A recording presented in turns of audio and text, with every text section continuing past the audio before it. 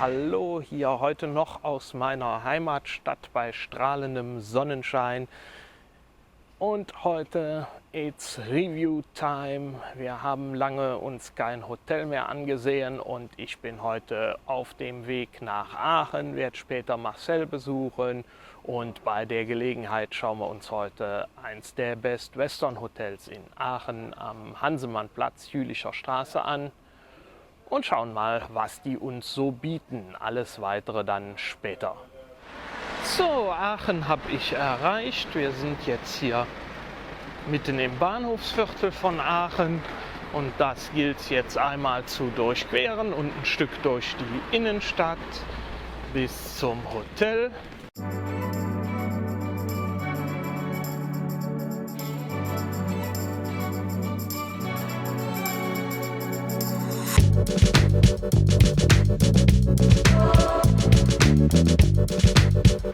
Jawohl, wir haben es geschafft. Wir sind da vorne das Hotel. Hier hinter uns der Hansemannplatz. In die Richtung, da geht es dann auch ins Zentrum. Läuft man einfach nur hier die Straße lang, läuft dann direkt aufs Hotel zu. Und ich gehe jetzt drinnen mal schauen, ob das Zimmer schon soweit fertig ist. Und das hat schon mal hervorragend geklappt. Zimmer habe ich schon. Und ja, den Außenbereich vom Zimmer, den zeige ich euch später nochmal, blende ich bestimmt nochmal ein. Das ist relativ eng, da ist ein kleiner Flur und da ist im Moment noch das Housekeeping-Team unterwegs und hat da seine Sachen stehen. Von daher bleiben wir jetzt erstmal hier im Zimmer. Und ja, bevor wir den Zimmerrundgang starten, nochmal kurz ein paar Infos jetzt hier zum Hotel. Ein Zimmer-Upgrade habe ich leider über meinen Best Western Rewards Diamond Status heute nicht bekommen, weil das Haus bis auf den letzten Platz hier ausgebucht ist und ich auch relativ spät, erst vor 3 Tagen hier gebucht habe und damit wahrscheinlich eins der letzten Zimmer überhaupt ergattern konnte. Mag daran liegen, dass, wie Marcel mir sagte, heute hier wohl auch Weinfest ist. Das werden wir uns dann vielleicht auch später noch ansehen. Ja, und bezahlt habe ich jetzt hier 77,50 € für die Nacht ohne Frühstück. Und los geht's hier so in der Regel, was ich gesehen habe, so ab ungefähr 69 €. Das sind dann meistens die günstigen Rewards-Raten, die es hier zu schießen gibt. Aachen hat 2 Best Western Hotels, dieses hier und dann noch eins auf dem Weg in die Stadt. Das ist eine ganze Ecke größer und hat auch so ein bisschen mehr von der Optik her diesen typischen Best Western Style. Das ist aber in der Regel immer so um die 10 € teurer wie dieses hier. Das andere liegt ein bisschen näher zur Stadt, quasi hier auf der gleichen Straße. Und dieses hier liegt hinterm Hansemannplatz ein bisschen näher zum Tivoli und ja, zur Reitbahn, wo dann auch Chio stattfindet und in diese Richtung halt ein bisschen Richtung Stadt auswärts. Aber auch von hier aus gute 10 Minuten, dann ist man mitten in der Altstadt, denke ich, wenn man ein bisschen zügig geht. Und optisch macht das Ganze hier einen schönen Eindruck. Wir starten jetzt mal den Zimmerrundgang, entdecken das mal zusammen. Ich bin auch gerade erst reingekommen, habe hier mein kleines Gepäck abgelegt auf der Gepäckablage. Ja, hier dieser Sessel, diese Art Sofa, wo ich da gerade gesessen habe, das ist wirklich bequem, das ist schön gemacht. Ja, hat natürlich jetzt den Nachteil, der schöne große Fernseher, der ist hier. Ich weiß gar nicht, ob man das jetzt... Ja, man kann den etwas drehen, aber ob man den jetzt so kriegt, dass man hier in einer bequemen Position sitzen kann und fernsehen, das lassen wir mal dahingestellt. Das wird wahrscheinlich eher nicht funktionieren. Zimmer ist geräumiger, als ich mir das von den Bildern her habe vorgestellt, weil wir haben hier jetzt so ein typisches Eckzimmer. Unten geht's raus, 4. Stock. Ist relativ hoch, da ist es dann auch relativ leise hier vom Straßenlärm. Tun wir hier neben dem großen Fernseher diesen Bereich hier mit dem Wasserkocher und Tee und Kaffee ist hier. aufgestellt. Und hier drunter dürfte sich ja die Minibar befinden und der Safe befindet sich auch hier.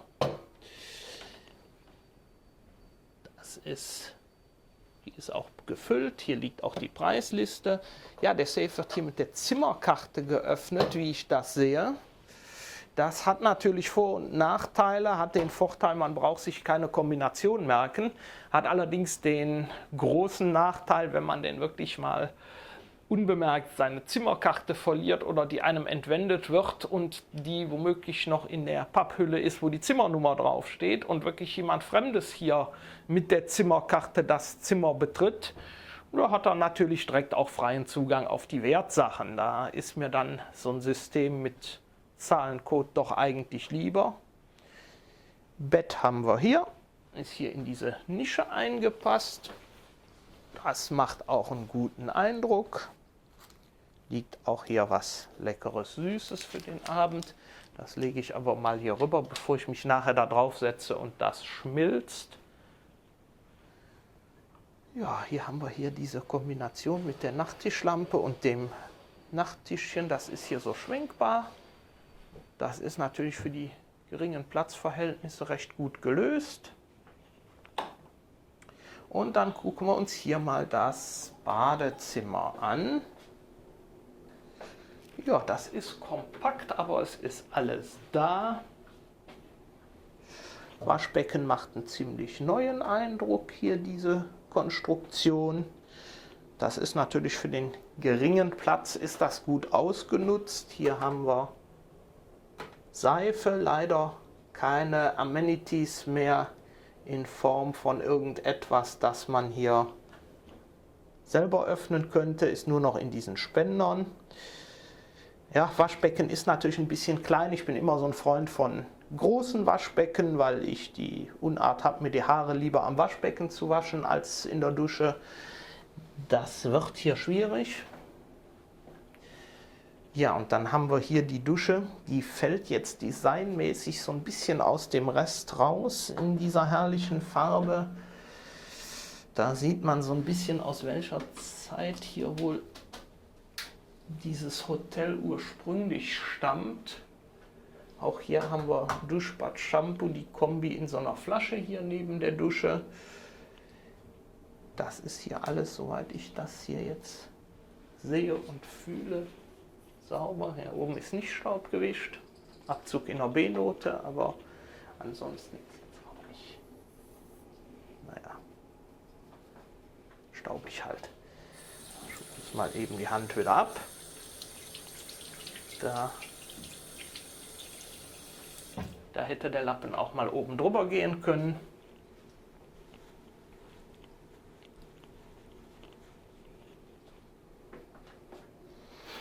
Ja, Handtücher haben wir hier. Was haben wir hier noch liegen? Ja, hier haben wir doch noch so ein kleines, zumindest ein kleines Seifenstückchen als Amenity noch liegen. Das hatte ich eben nicht gesehen.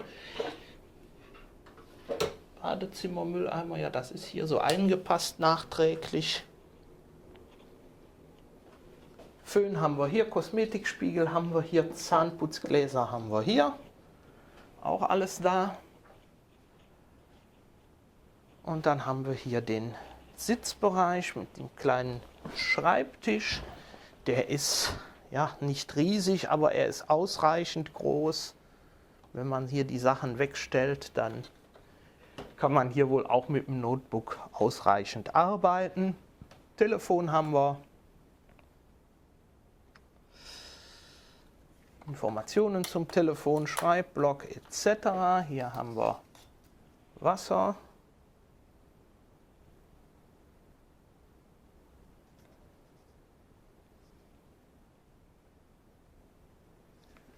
Das Wasser ist hier sogar mit dem Schildchen versehen, das ist sogar kostenlos. Das ist ein Begrüßungsgeschenk hier vom Hotel, das finde ich klasse. Denn wenn man so, sage ich mal, für eine Übernachtung einen gewissen Preis bezahlt, dann ist das schon schön, wenn man hier wenigstens eine kleine Erfrischung kostenlos hat. Hier haben wir dann noch eine Infomappe mit allen Informationen zum Hotel. Und dann werfen wir noch einen Blick hier vorne in den, ja, kann man das Schrank nennen? Es ist eine Garderobe mit Türen vor. Hier ist auch eigentlich wohl die Ablage für den Koffer, wie ich das jetzt sehe. Das habe ich wohl da hinten ein bisschen falsch interpretiert. Das ist tatsächlich ein Tischchen wohl da. Stellen wir gleich den Koffer mal hier rüber. Ja, was wird uns hier geboten? Möglichkeiten, ein paar Sachen aufzuhängen. Ein paar Ablagefächer. Ja, und hier unten, das ist eigentlich für den Koffer drauf. Und hier gibt es dann noch so ein Gerät, wo man die Bügelfalte von der Hose pflegen kann. Schuhanzieher, was ist das? Schuhputzschwämmchen. Ich das hier jetzt auf die Schnelle richtig sehe, oder ist es ein Nähetui? Nein, es ist ein Schuhpolierschwamm. Ja, Wäscherei kann man nutzen, muss man nicht. Und dann haben wir hier noch einen Ventilator, der steht hier im Schrank, den kann man sich dann hier irgendwo hinstellen. Ich gucke gerade mal, eigentlich ist hier eine Klimaanlage, ob die wohl nicht funktioniert. Keine Ahnung, werden wir sehen. Ja, ansonsten ist hier alles drin, was man braucht. Zimmer ist für ein Einzelzimmer, finde ich, doch relativ geräumig. Die Form des Zimmers ist natürlich der Form des Hauses hier als Eckhaus geschuldet.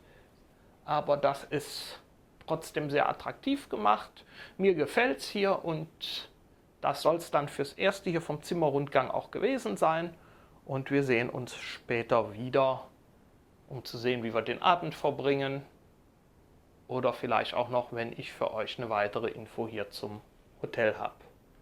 Übrigens, gebucht habe ich heute hier im Best Western, weil es zusätzlich hier auch noch ein Meilen-Special gab über die Kreditkarte der Lufthansa Miles & More. Wenn man jetzt hier einen Aufenthalt im August im Best Western machte, dann soll es 2500 Extrameilen geben. Und da ich sowieso der Meinung war, dass hier für Aachen mal ein Hotelreview ausstand und ich heute hier nach Aachen kam, bot sich das ganz gut an. Und da habe ich das alles miteinander verbunden. Und ich hoffe, ich konnte euch hier vom Zimmer schon ein bisschen was zeigen. Und vielleicht bleibt da dran und guckt auch noch, was wir heute Abend so unternehmen. Und jetzt noch, wie versprochen, der Bereich vor dem Zimmer jetzt hier, der Flurbereich. Die Zimmernummern sind hier relativ gut groß hier auf dem Boden gemacht. Das habe ich so auch noch, glaube ich, nicht gesehen. Ist mir jetzt jedenfalls nicht in Erinnerung. Ja, und das ist dann hier der Flurbereich, wie gesagt, nicht so wahnsinnig groß. Was haben wir hier? 2, 4, 6 Zimmer pro Etage. Hier sieht man das auch nochmal hier an dem Übersichtsplan. Das ist für ein Best Western Haus jetzt nicht gerade riesig, aber gut gelegen. Und ich mache mich jetzt auf den Weg in die Stadt und ihr habt hier das jetzt auch noch mit mir gesehen und dann sehen wir uns später.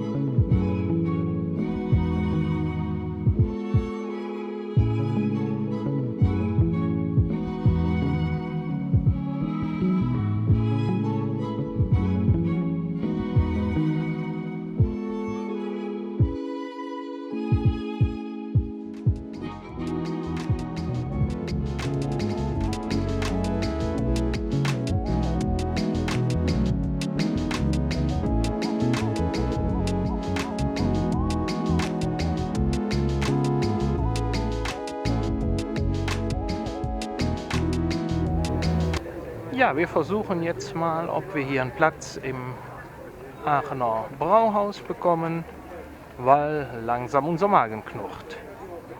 Ja, und wir haben hier einen wunderschönen Platz bekommen hier im Aachener Brauhaus, hier oben im ersten Stock, direkt hier an der Galerie. Und das Essen ist mittlerweile auch hier eingetroffen. Hier, ich habe einen leckeren Sauerbraten und Marcel hat den Leberkäse genommen. Und das lassen wir uns jetzt hier schmecken, zusammen mit einem leckeren Kölsch. Ja, wir sind wieder zurück im Freien. Wir haben unser Abendessen hinter uns und kommen wir zu einem kurzen Resümee. Wenn ihr da ins Aachener... So, jetzt haben wir gerade die Busse hier in voller Lautstärke an uns vorbeiziehen. Und ja, also wenn ihr da ins Aachener Brauhaus geht und ihr geht dorthin fürs Ambiente, fürs schön Sitzen, dann ist das einwandfrei. Also ich muss auch sagen, Bedienung 1A freundlich, auf Zack, oft gefragt, ob wir noch was möchten. Toilette 1A sauber, da gibt es gar nichts zu meckern.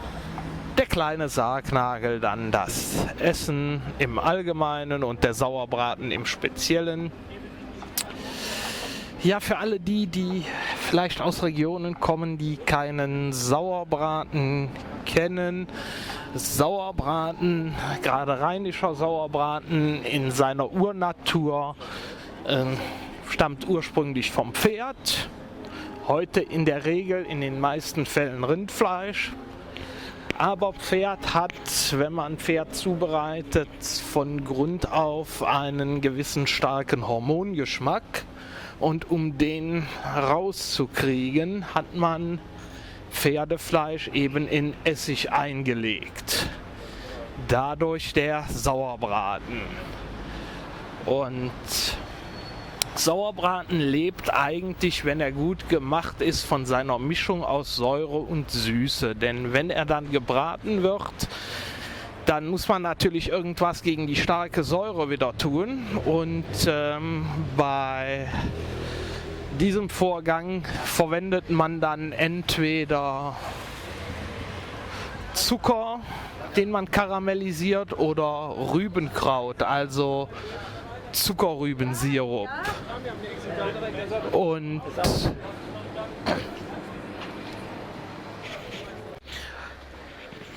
Und wenn ein Koch das gut beherrscht, dann entsteht eben wirklich eine wunderbare Mischung aus Süße und Säure im Sauerbraten.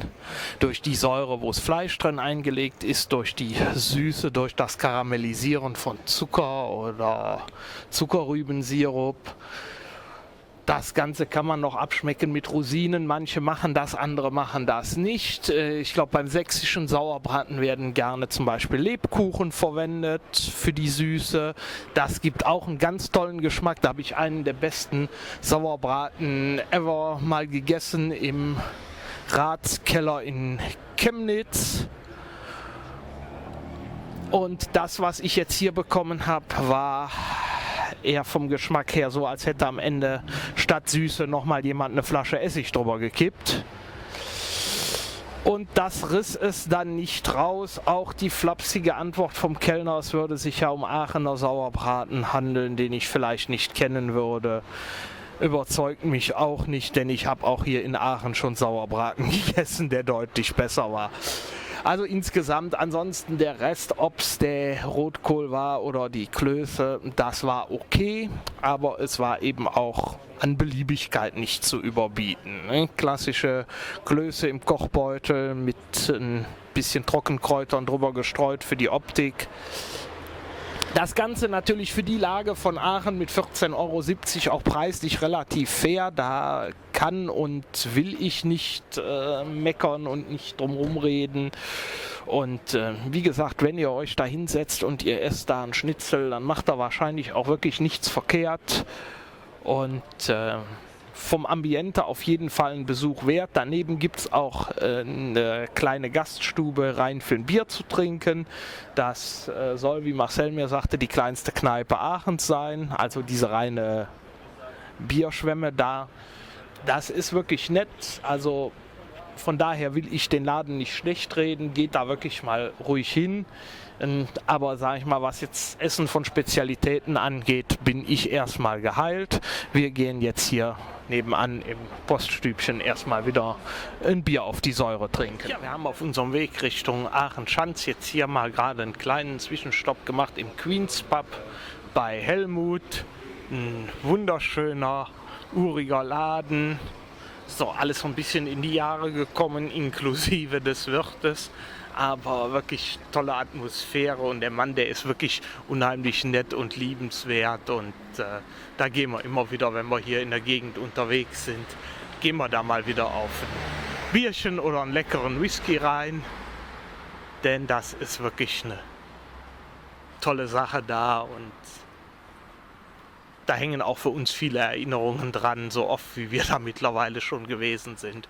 Und wir spazieren jetzt hier noch ein bisschen weiter stadtauswärts Richtung Schanz und gucken da mal, ob da noch eine andere Institution existiert, die wir aus vielen Jahren kennen, in der viele Jahre Aachens ältester Wirt anzutreffen war.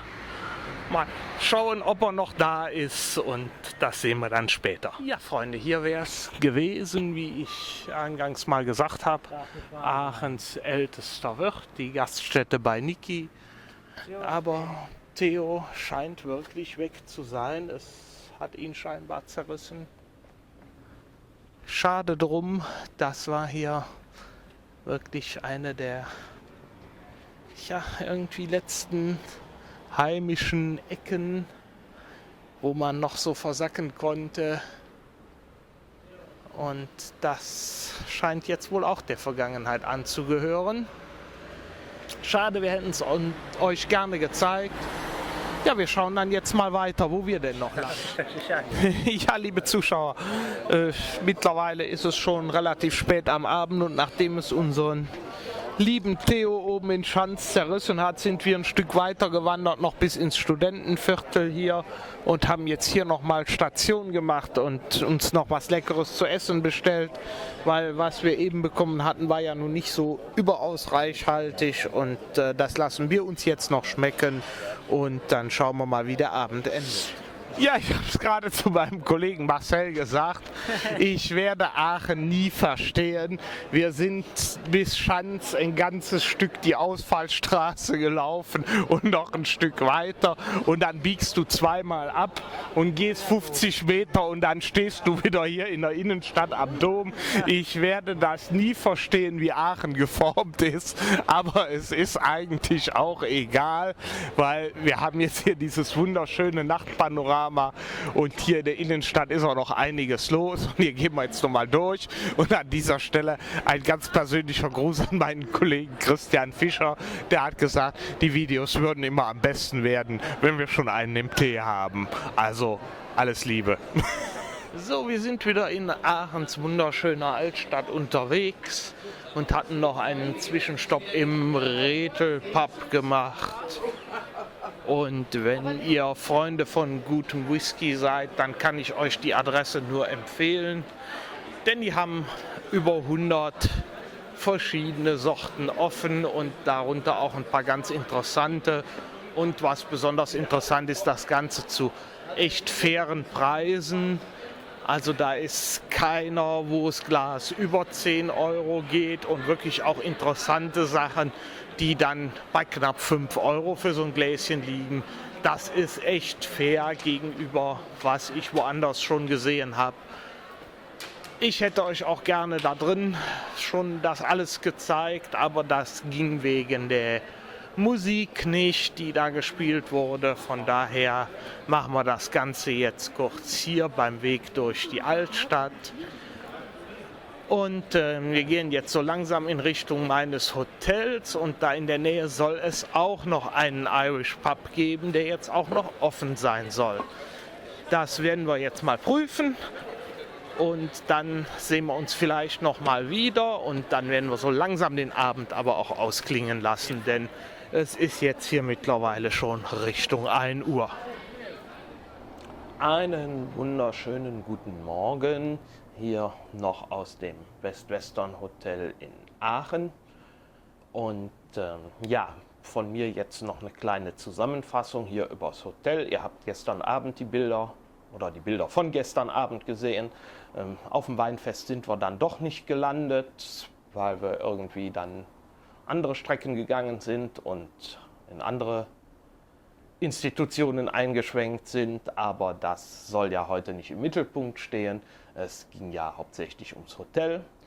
Das fasse ich dann hier nochmal mit zusammen. Also die Klimaanlage, die hat nicht wirklich was gerissen, so wie ich es schon vermutet habe, aber man kann hier die Fenster öffnen im Zimmer, und dann, ja, wenn es dann nicht allzu laut wird, dann hat man hier immerhin frische Luft nachts. Das Bett war eins der bequemsten Hotelbetten, was ich bis jetzt gehabt habe. Das war wirklich angenehm. 2 Kissen dabei. Da gibt es gar nichts zu meckern. Ich habe trotz der hohen Temperaturen und ja, trotz dass es da zeitweise draußen ein bisschen laut war, habe ich hervorragend geschlafen und habe mich jetzt auch schon frisch gemacht und werde jetzt gleich noch mal rausgehen und eine Kleinigkeit essen. Frühstück hatte ich nicht mit dazu gebucht, weil ich heute ein bisschen länger schlafen wollte, und wenn man dann auf der letzten halben Stunde da ankommt, dann bekommt man in aller Regel für die 15 oder 16 Euro, die man dann dafür ein Frühstück bezahlt, auch nicht mehr allzu viel Leistung, weil dann ist das auch schon abgegrast. Und für das Geld kann ich dann draußen wohl besser was essen. Ja, ich hatte dann gestern noch gefragt, nachdem es kein Zimmer-Upgrade gab, hier auf meinem Rewards-Status, hatte ich dann gefragt, wie es denn mit dem Late-Checkout aussieht, und den habe ich sofort bekommen mit 14 Uhr. Und 14 Uhr reicht mir auch vollkommen aus. Wir haben jetzt so Viertel nach 20 nach 11 und jetzt habe ich gute 1,5 Stunden Zeit, was zu essen. Dann kann ich nochmal zurückkommen, meine Sachen hier holen, und dann geht es auch auf nach Hause. Ja, wenn es noch was zu sehen gibt, dann zeige ich es euch hier im Anschluss. Wenn sich nichts Besonderes mehr tut, dann werde ich das Video auch an dieser Stelle schließen und sage danke fürs Zuschauen. Wenn ihr Fragen zu dem Hotel habt oder sonst etwas, oder wenn ich irgendwas vergessen habe hier im Hotel-Review, dann sagt mir das, damit ich da beim nächsten Mal dran denke und damit die Videos und die Berichte dann auch in Zukunft besser werden. Danke!